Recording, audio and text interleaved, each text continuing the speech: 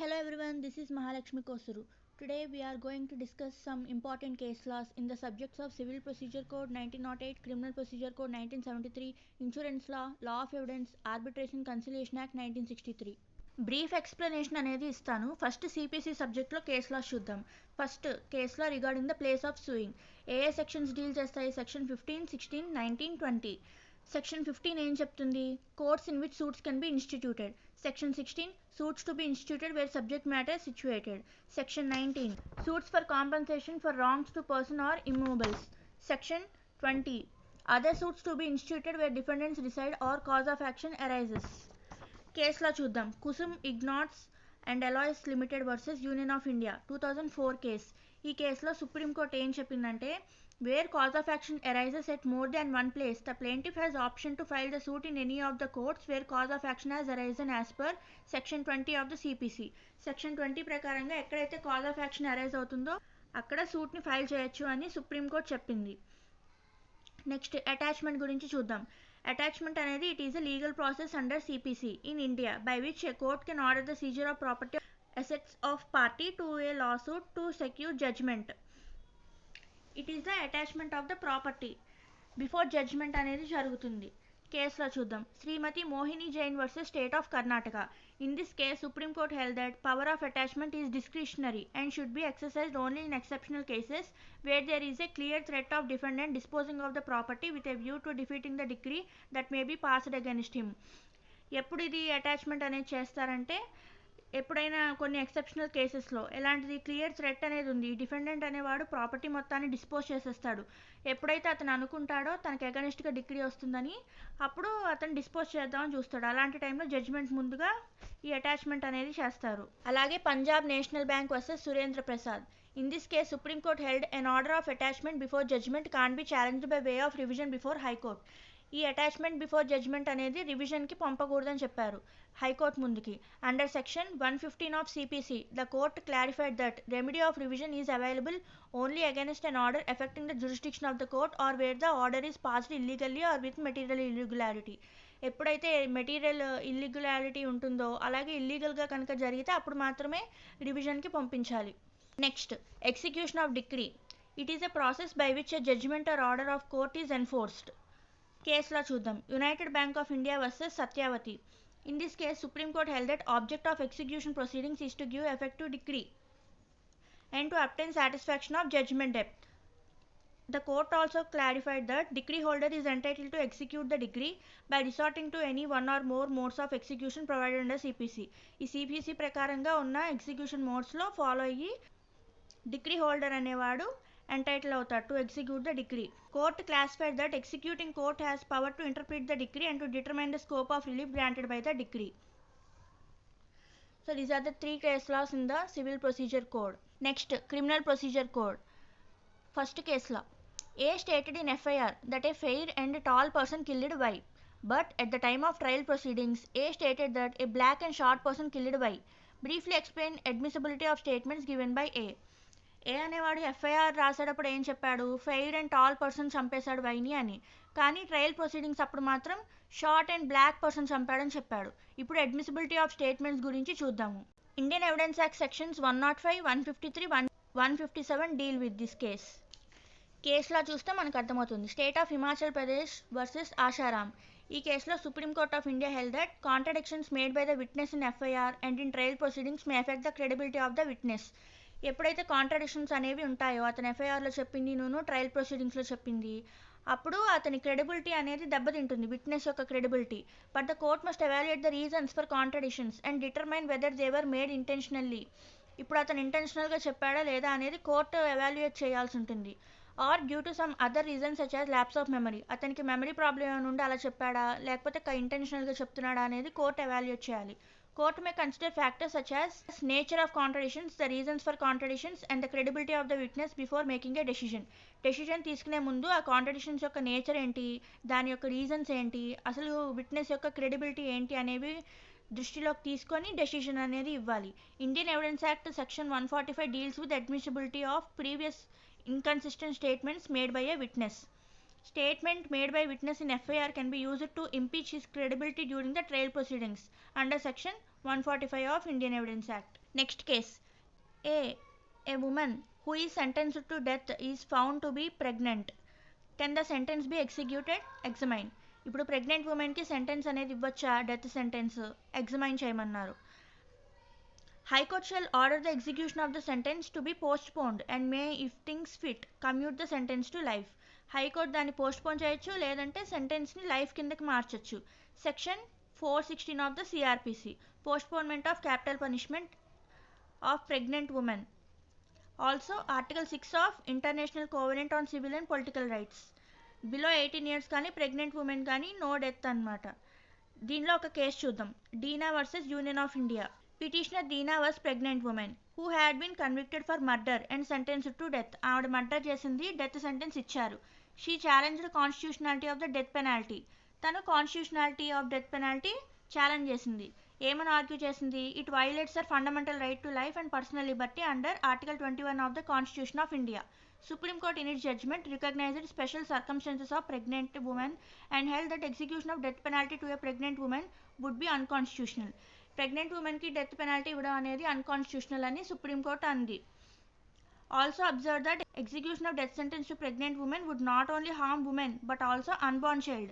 అది unborn child కూడా harm చేస్తుంది, who would be deprived of its right to life. Court therefore directed the government to commute the death sentence of Deena to life imprisonment. ఈ కేసులో death sentence ని life imprisonment కిందకి మార్చమన్నారు until the birth of her child. Third case. X was arrested by police and kept in illegal custody for 7 days. What are the remedies available? X against police officer who kept him in illegal custody. దీనిలో remedies ఏంటి? జనరల్గా illegal కస్టడీకి ఉన్న remedies ఏంటంటే complaint to senior పోలీస్కి complaint ఇవ్వచ్చు. Complaint with human rights commission. Filing writ petition before high court. ఏం writ petition వేస్తాం? Habeas corpus. Filing criminal complaint against police officer under Indian penal code. Seeking compensation by filing a civil suit. These are the remedies.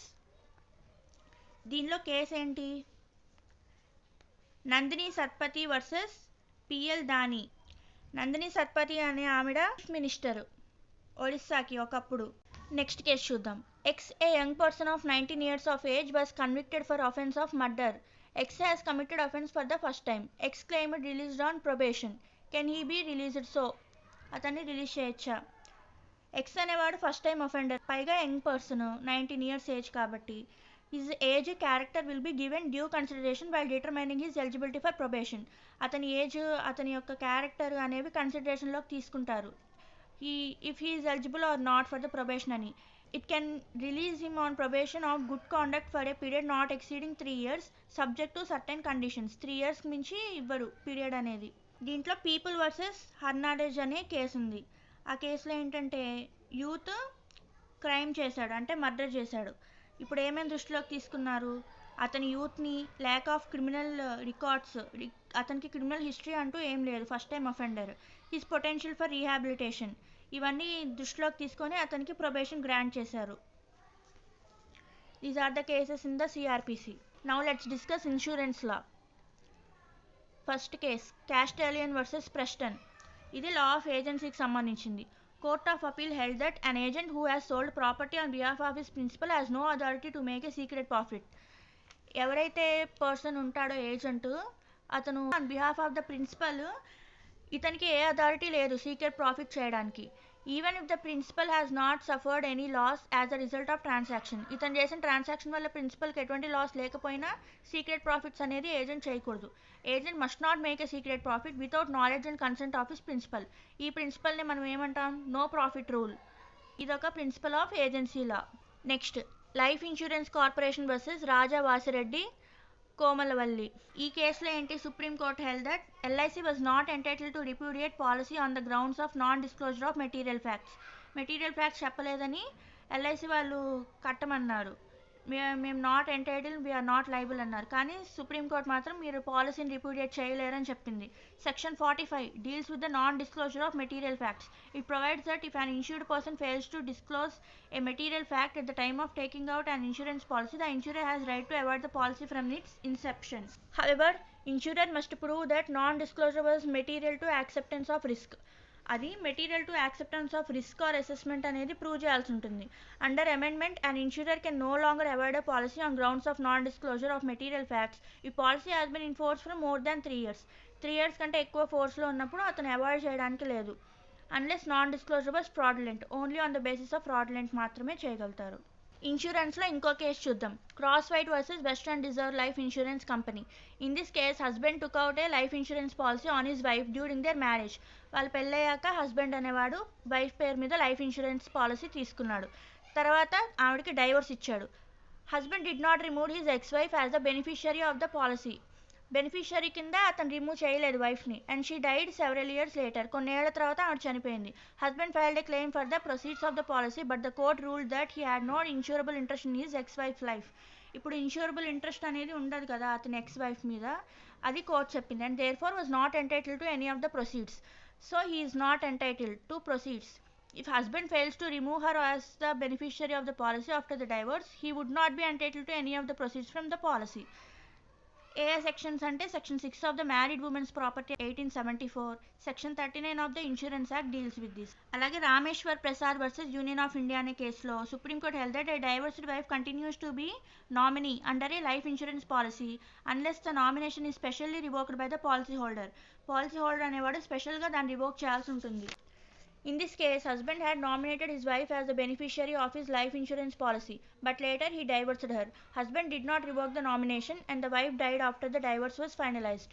The court held that wife was entitled to policy proceeds as she was the nominee under the policy.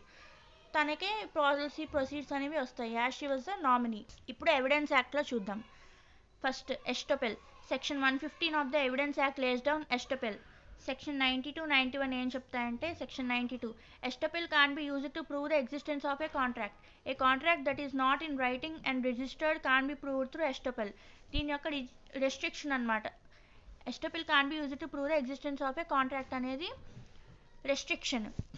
అలాగే section 91 estoppel can be used to contradict return statement. Return statement contradict చేయడానికి కూడా ఎస్టోపెల్ని use చేసుకోలేము. Estoppel cannot be used to prove a fact that is illegal.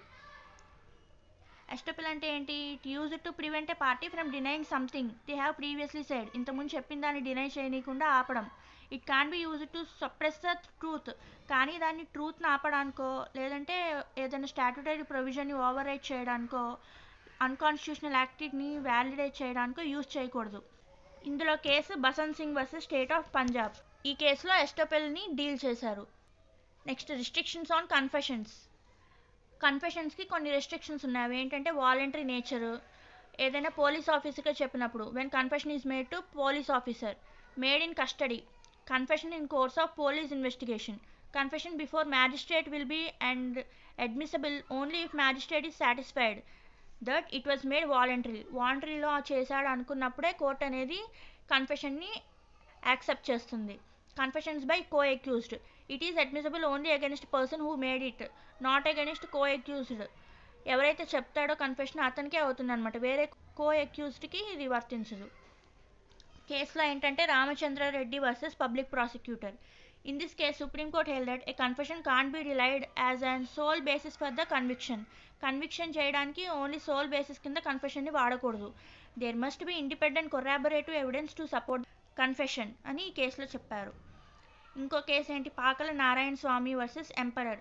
Confession must be voluntary and not obtained by inducement, threat or promise. State of UP versus Deoman. Supreme court held confession made to police is not admissible in the court. పోలీస్కి చేసే confessions అనేవి కోర్టులో admissible కాదు. These are the case laws in law of evidence.